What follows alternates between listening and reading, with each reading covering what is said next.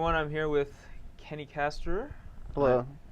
And we're going to do a deck tech on this sweet brew that I've brought to the table. Bog brew. Yes, Bog Brew.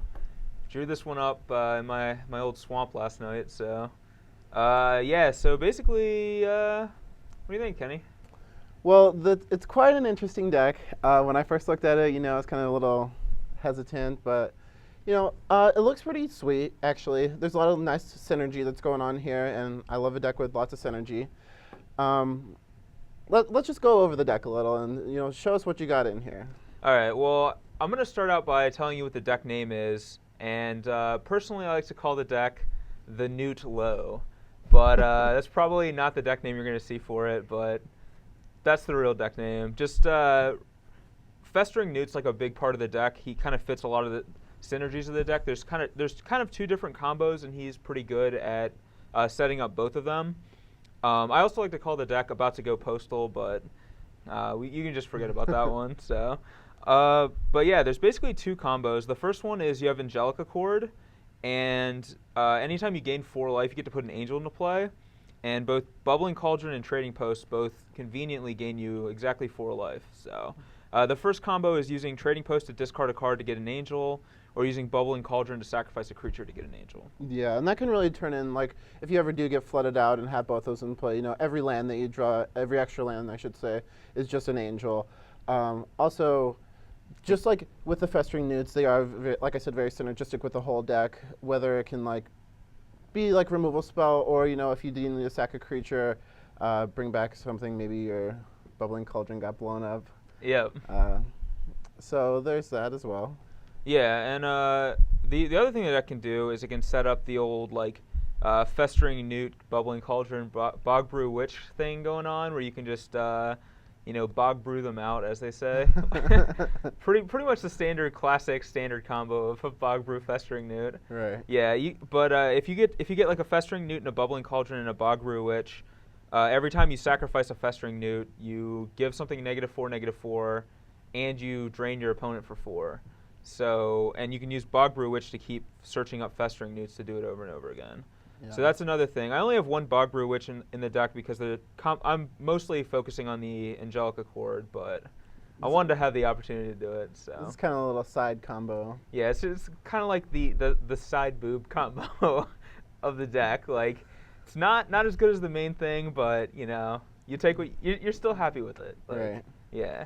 So now moving right along, we've got our combo package. So what else do we got in here? We've got some removal, we've got some card draw. Yeah, basically, like, I wanted to make sure that I had plenty of removal to give myself time to get to this point. So I have, like, Tragic Slips that go with all the sacrifice effects, Festering Newt, which can kill guys, and then a full set of Barter and Blood to just, basically, between Tragic Slip and Festering Newt, hopefully we'll pick off, like, the little guys, and then use Barter and Blood to kill the rest. And then 3 Ratchet Bomb.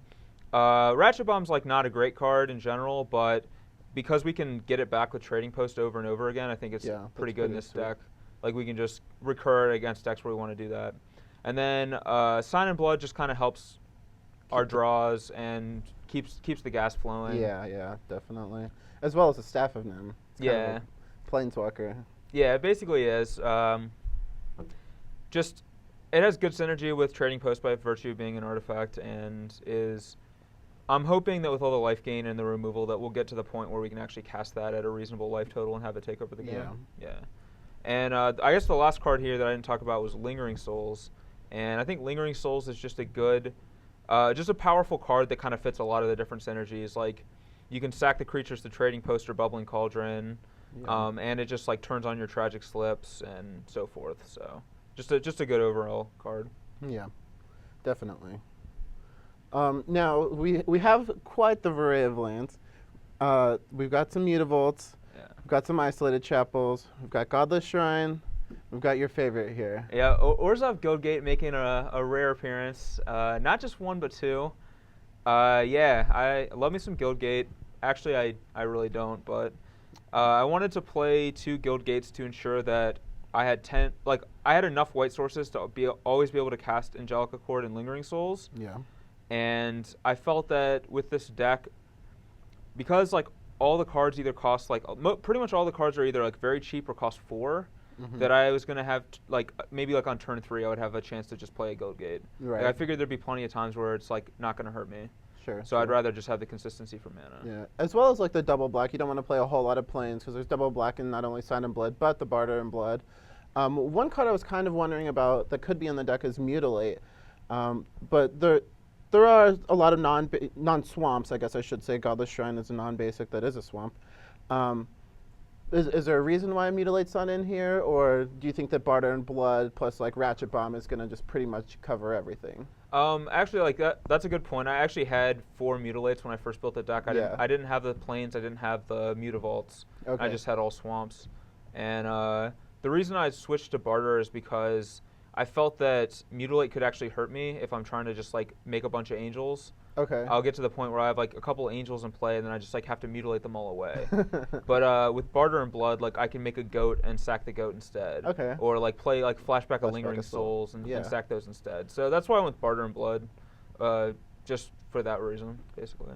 All right. Well, the deck looks awesome, and we'll see how it goes. Yeah. I guess we'll be back to talk about the sideboard. All right. So this is the sideboard.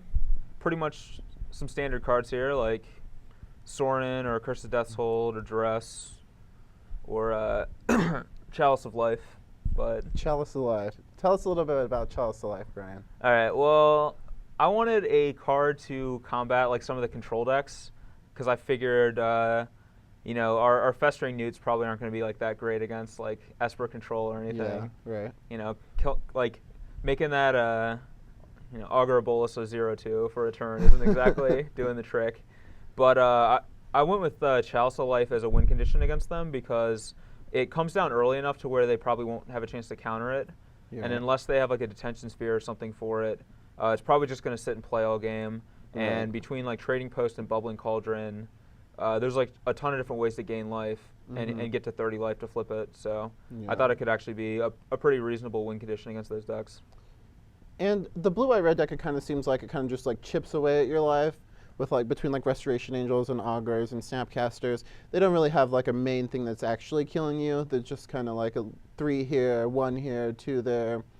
Then they Revelate, and then it's a little bit more of that as they go. So this card is definitely also a card that like also works as like the whole side boob thing, where it is a threat in itself, where like most people really don't see it as that, gain a life, sure, not a big deal. But then when it flips, then you're dealing with, it's a 5 a turn? 5 a turn, yeah. So and the 5 a turn can add up very quickly. Like you said, if they don't have like Detention Sphere, they don't really have a good way to answer it. So I do kind of like that. Yeah, and it like you said too, it can buy you time if they're just hitting you with like an Augur every turn. Like right. This actually just negates it completely. Or if it's just like a Restoration Angel, like this gives you an extra like 4 turns to draw like a removal spell. Or even just like set up the rest of your deck, because it's really like where you said like the Festering Newts really aren't too good against them, but Chalice of Life can definitely be very good against them. Yeah, Lifebane Zombie I think is just like a really awesome card in general, and it's just good against like basically any deck that's playing a lot of green or white creatures. Yeah. Not really much else to say. It also is like a pretty good clock by itself too. Right. And hard to block. So. Victim is just like some more removal spell. I think I went with Victim over Doomblade just because I think it kills a little bit more if you can afford the double black casting cost, which we should be able to do. Definitely. Curse, and Curse is just for like all the like black-white decks that have been springing up. Yeah. Like not this black-white deck, but the human ones. Kill your Festering Newt. Yeah, and then Duress and Sorin are more for control decks as well, because I figured that those would probably be the worst matchups, and I wanted like just another angle to attack them with. Yeah, something besides just like trying to make 4/4 angels to like come at them with. So looks sweet. Yeah, hopefully it will be able to post a winning record. I see what you did there. Yeah.